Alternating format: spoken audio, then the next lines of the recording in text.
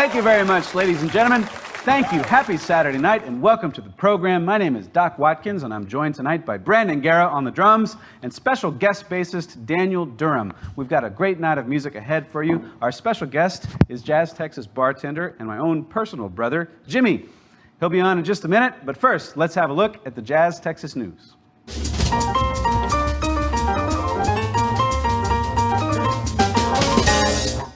Love in the Time of Corona, a new Freeform and Hulu series that takes us into the love lives of 4 different households during the pandemic, premieres next month.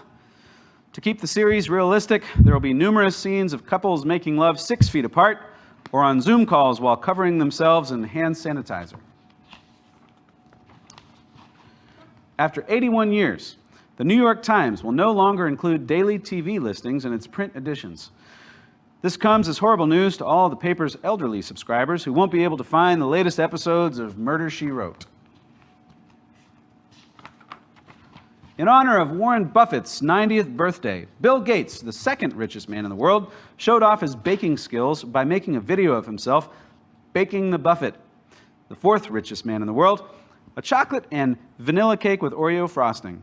Read all about it in the newest issue of More Reasons to Hate Billionaires.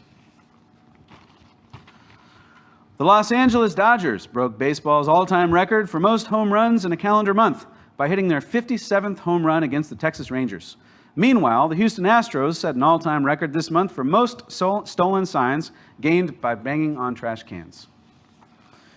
And finally, actress Hilary Swank, who transformed herself to play a transgender man in Boys Don't Cry and a boxer in $1 Million Baby, will play an astronaut in the upcoming Netflix series Away. If this goes well, Swank's giant teeth will transform themselves into starring in the remake of the talking horse, Mr. Ed. That's it for the JazzTexas News.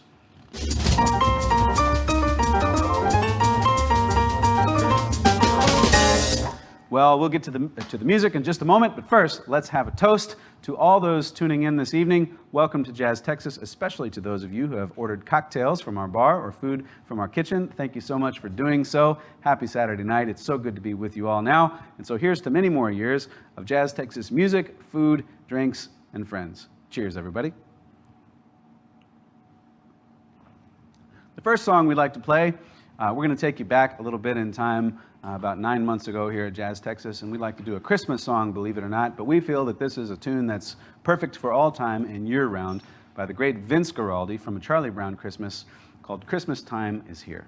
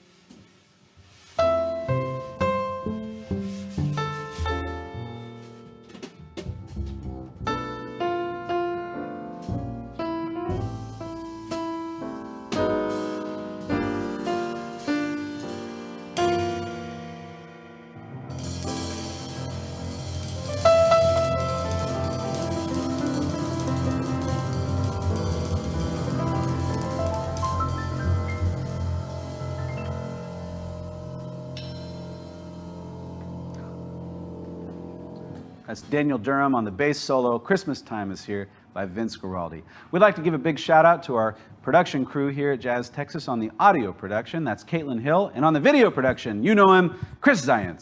Science!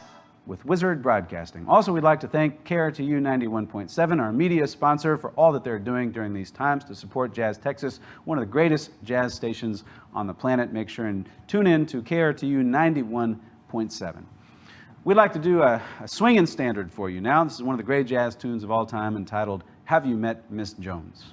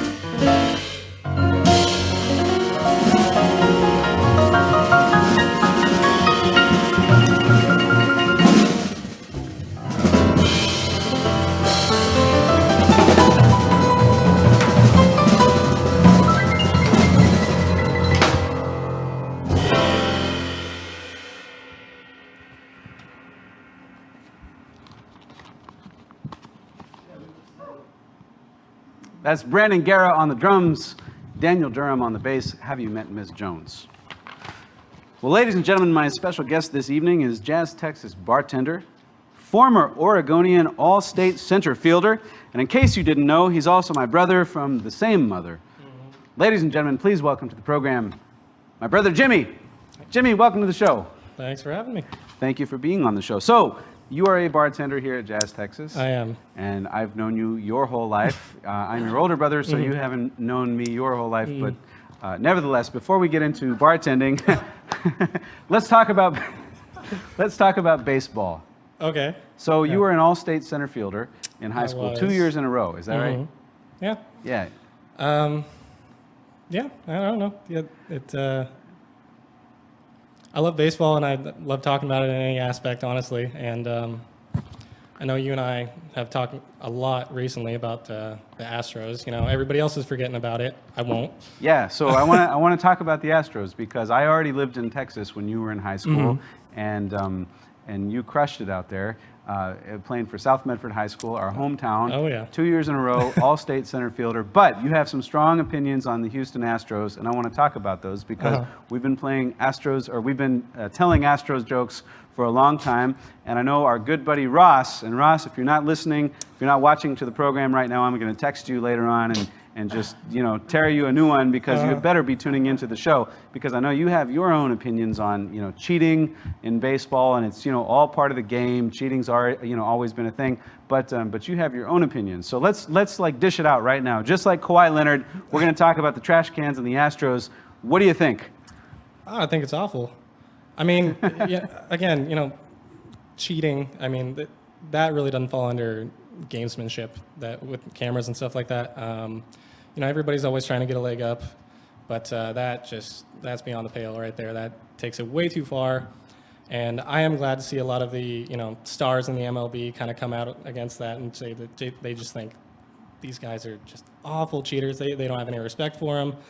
I think that'll be a funny thing if any of these guys end up changing teams, how the clubhouse atmosphere is going to be with these new guys that nobody respects for, you know, cheating their way to a World Series. So yeah, it's I got too much to say about them. So is cheating acceptable in Major League Baseball to any degree? And if so, where's the line? Well, I mean, I suppose it depends on how you define cheating. Is it okay to put some Vaseline on your hat to kind of grease the ball a little bit and throw a certain pitch? I mean, that's been going on for a long time. Is that okay? I honestly don't even know how I feel about a lot of that. I'd say probably no. I really don't care for any of that, you know, competitive advantage crap. But I don't know. Again, with the whole knowing what pitch is coming, that's just a whole different animal. I mean, I think it was I mean, there's been a lot of pitchers coming out saying that they would much rather be throwing to the guys, you know, in the 90s, which I want to say it was Bob Costas put in the Ken Burns documentary, guys that looked like they were blown up by bicycle pumps. They'd much rather be the Reuters. You know, they'd much rather be you know, pitching against those guys than somebody who knew it was coming. You know, that's just a whole different thing. And yeah. Did you ever cheat in baseball at all? Oh, of course, no. Did you never? No, I mean, you know, it's high school. What can you do, really? But if you were a pitcher and you had the opportunity to cheat, would you have taken it if you could have, I mean, a corked bat or something like that? Is that okay? No, not at all. No, no, no. I don't. Yeah, there's nothing like that. What about the White Sox fix of 1919? Was that okay? No, not at all. Okay, all right. That was, and yeah, I have a lot of thoughts on that one too. But yeah. So the Astros. So. You're a proud Texan now, living in San Antonio for the last several years, working at JazzTexas here from day one, and the Astros are right next door, and you are anti-Astros. Is there anything? I am. I mean, you know, grew up in the Northwest, got all the Mariners games, so sadly, I'd say I'm probably a Mariners fan. Rangers second. But yeah, Astros, I don't know. I think that's going to be a while before that blemish kind of washes away. I think probably until all the guys who did participate are off the team. Yeah. Well, we'll probably be getting a lot of hate mail in the days to come. Not in the days to come because the mail doesn't work that fast anymore, so I've been told. But in the weeks and months to come. But most of it will be from Ross, Ross, our good friend who is pro cheating. Anyhow, we'll talk about that later. Ross, we can have it out in my backyard once the coronavirus is over, and we're willing to get close to one another in a good old fashioned Texas. What do you call them? Wrestling match. Yeah, a little wrestling match. Moving on from the baseball, we're going to talk about the bar industry because Jimmy has been here at JazzTexas since the very beginning, along with a number of our staff. We have a terrific family here, and you've probably been hearing a lot about the bar industry and how it's been changing, and how styrofoam cups and little plastic containers and everything. But I want to talk about how the bar industry has been changing as far as the actual craft itself and the types of drinks that you guys used to make versus the types of drinks that you guys make today. So, like walk me through an average Saturday night now. I mean, honestly, the craft doesn't change so much. We're still, making things with the utmost conviction to, try and, make everybody happy and give them something that, something memorable. It does change a little bit. I think just the aspect of not getting to interact with guests anymore. I know for myself, I really miss that. I mean, I suppose I'm a little more introverted, and that is something that's always kind of helped me come out of my shell a little bit. And yeah, I mean, any given week, I'd have a conversation with, 100 new people, all different walks of life. And so that's something that, I really miss. But as far as the rest of it goes, I mean, our job doesn't change that much. I do love getting back in here and, seeing everybody. And one thing about being behind a bar, it kind of always reminded me of like a dugout atmosphere. We're all kind of oriented towards, one goal, but we're all also back there being idiots, Is that why we don't have lids on our trash cans, though? Is because you think of it like a dugout and you don't want to be the cheater that puts that bangs the, because I never heard any trash can lid noise back there. And you never will. It's okay. Yeah. I'm assuming it's more of a convenience thing and a sanitary thing, but it could relate to baseball. Perhaps. Yeah, but no, I mean, our job doesn't change a ton. I mean, all these new regulations that are talking about sanitation stuff and cleanliness. I mean, that was stuff we were doing anyway. So. For the most part, it's just kind of business as usual, and all of us bartenders trying to come together and come to a consensus on how we want to serve something or what cocktails we want to do that's going to be most it's going to appeal to the masses. And so I don't know, it's fun to be here and mostly doing the same thing, just don't get the interaction, which I dearly miss all of our regulars and everything like that. But a lot of it's the same job. Of all the regulars that you miss the most, and that used to be here the most often, how many, who do you miss the least? Oh boy. A couple come to my mind, but I'd like to hear. Yeah, a couple come to my mind, but I don't think I should say. Well, we're fresh out of time, ladies and gentlemen, for this interview. Well, I really appreciate you, Jimmy, and the whole staff and all you guys are doing behind the bar to not just settle for some booze in a plastic cup, which is what it's so easy to just do that. Say, well, let's throw in the towel and put some some vodka and some orange juice in a styrofoam cup and send it on out there to the house.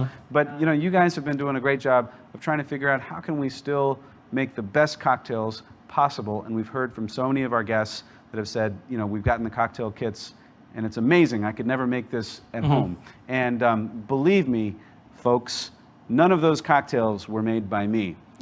And if you ever do get like a really bad one, it probably was. But the truth is that our best cocktails were made by these guys, and we're so appreciative of our bar staff. And I haven't even mentioned yet, but today, well, this is Jimmy's birthday week. So wish happy birthday to Jimmy. Make sure, and we're going to give him a lot of spankings after the. Just don't make me dance again. Don't. Hey, I mean, we're still kids, So we're going to give him all the birthday spankings and everything. Make sure and stop by JazzTexas and try and give Jimmy a birthday spanking and see what happens to you when you try and get in the front door. You'll probably never make it, but if you do, free margarita, right? Sure. Yeah, that'll work. All right, Jimmy. Anything else you'd like to say about the Astros? I don't think you want to get me going. No. Let's circle back. No, tell me. I mean, just go off for a minute, if you would, because you've gone off, and to me personally. But tell me about the guys that came back out of retirement just to try and. Oh, well, I mean, yeah, I mean, they're guys that that cheating directly led to their retirement in the sense that, you know, they're either coming back from an injury or maybe, you know, working their way back up from the minors. And they have a start against the Astros trying to, you know, get their footing in the league again and just get absolutely shelled. And then, you know, their mindset is, well, I guess I don't got it anymore. It's time to hang them up. Yeah, it's cut a couple guys' careers short. You know, it's whether it's, you know, it's messing with their money, but it's also something that they've been doing for, you know, a game they've been playing 30, 35 years, and it prematurely ends because somebody else is cheating. So it's awful. It's in so many aspects. So, yeah. Yeah, and I'll tell you what, Kawhi Leonard should have never signed with the Astros. That's all I can say about it. But Jimmy, thank you for being on the program today. Thank you for having me. All right. That's Jimmy, everybody. Wish him happy birthday. Send him a message. Thank you for being on the program, Jim.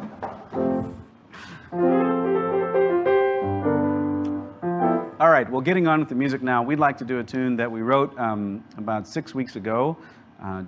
It's called The Sunny Slopes of Long Ago.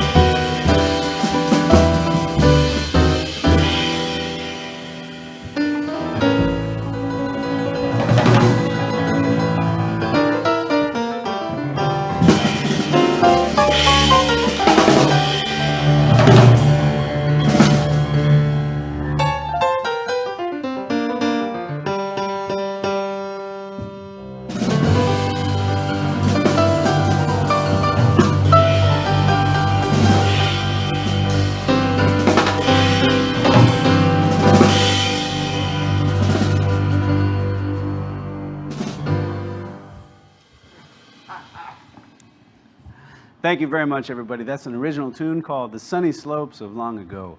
This next tune comes by special request. We had a request for a Billie Holiday tune, and this is one of Billie Holiday's most famous versions of a tune that she sang a long, long time ago. And this request comes from Jessica Zients. Science! Thank you, Jessica, for the request. Hope you enjoy this rendition.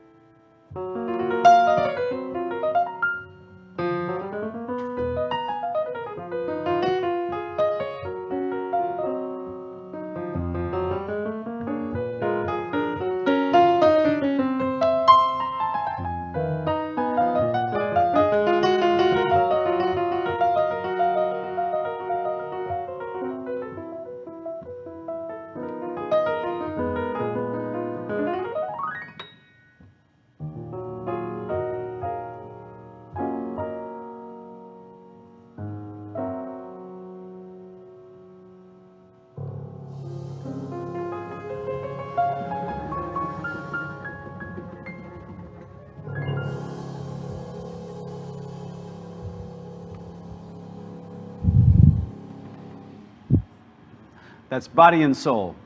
Thank you, Jessica Zients, for the request.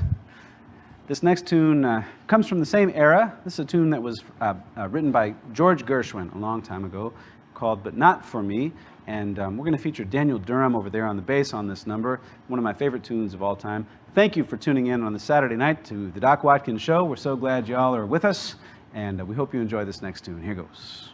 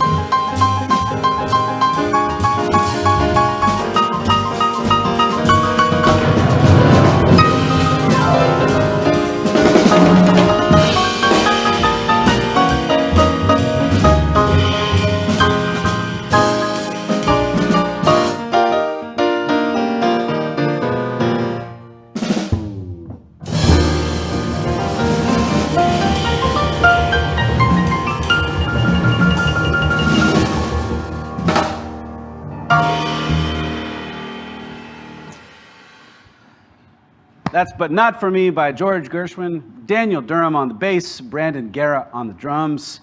Ladies and gentlemen, it's that time of year again.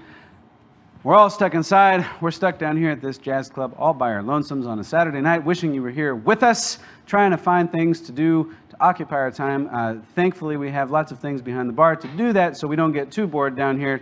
Trust me, we're doing just fine. But we'd love to have you here, but I know you're stuck in your houses and maybe you don't have the same luxuries that we do down here at JazzTexas. So nevertheless, we've decided to create a new game for you to play along right from the comfort of your own boudoir to keep you occupied during these times. So without further ado, let us play the board game.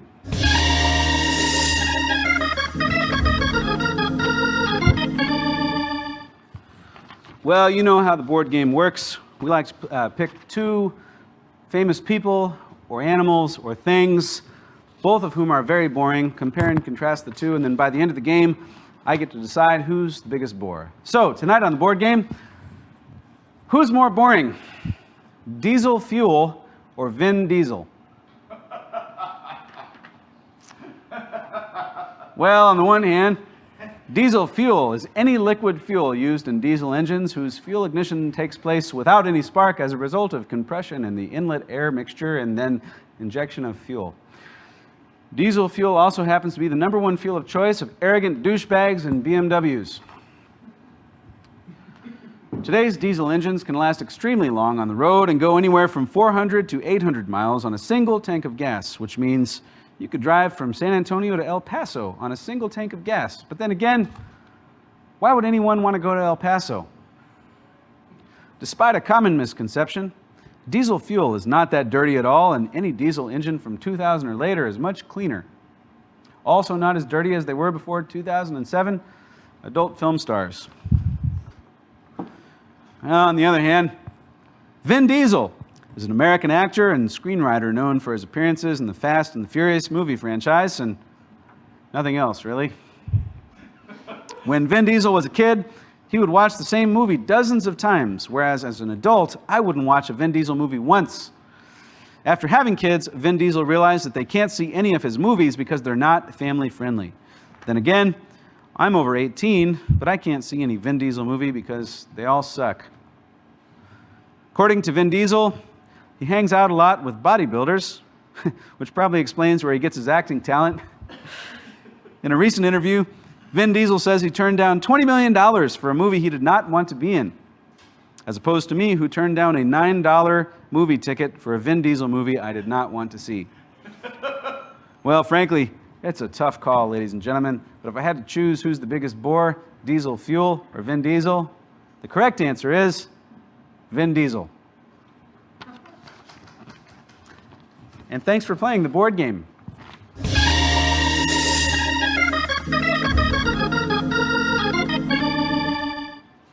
All right, well, moving along with the music here, we'd like to play a tune for you now, one of our favorites from long ago, an old New Orleans tune as originally sung and played by Louis Armstrong. Here is What a Wonderful World. And this is a great tune to dance to, by the way. If you're in your homes, you know, if you were to come out to a restaurant nowadays, they wouldn't let you dance and get close and everything, but you can definitely dance in your own living room, and you can dance and do lots of other fun things in your own bedroom. Make sure and lock the door if you have small children. So, what a wonderful world. Here we go.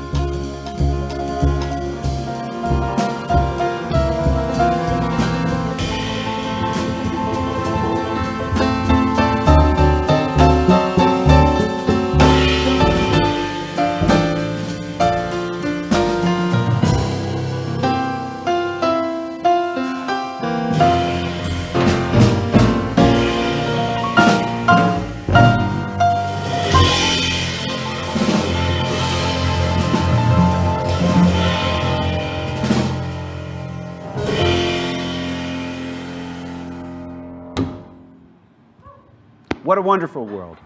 We have time for just one more for you, ladies and gentlemen. Before we go, I'd like to say thank you once again to our production crew, Caitlin Hill on the audio, and on the video production, Mr. Chris Science with Wizard Broadcasting. Thanks, guys. Also, Daniel Durham on the bass and Brandon Guerra on the drums. It's been a great Saturday night hanging out with y'all, and many of you have asked how you can support Jazz Texas during these times. If you liked what you heard tonight, we hope you'll consider donating. We have a donate link in the description on the link, on the Facebook link or the YouTube link or wherever you're watching. A link is not far by. That makes it easier for you to help Jazz Texas during these times. We also have our kitchen and our bar that are open. We've got the whole staff working back there, working hard day and night to provide great beverages and great food for you. So we hope you will consider ordering from us via our curbside or delivery program. And we'd like to leave you with one final tune, and we'd like to send this one out to our good buddy, Pierre Poiret. You probably remember Pierre from New Orleans night here at Jazz Texas every Friday night. And Pierre, this one's for you. We miss you, buddy. We hope to see you soon. This is When the Saints Go Marching In.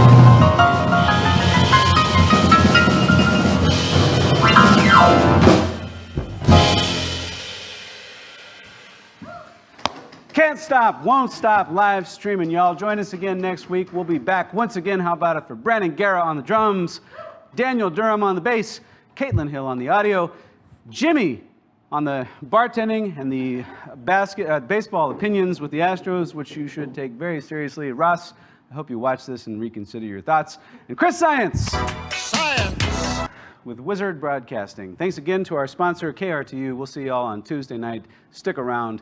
Thank you and good night.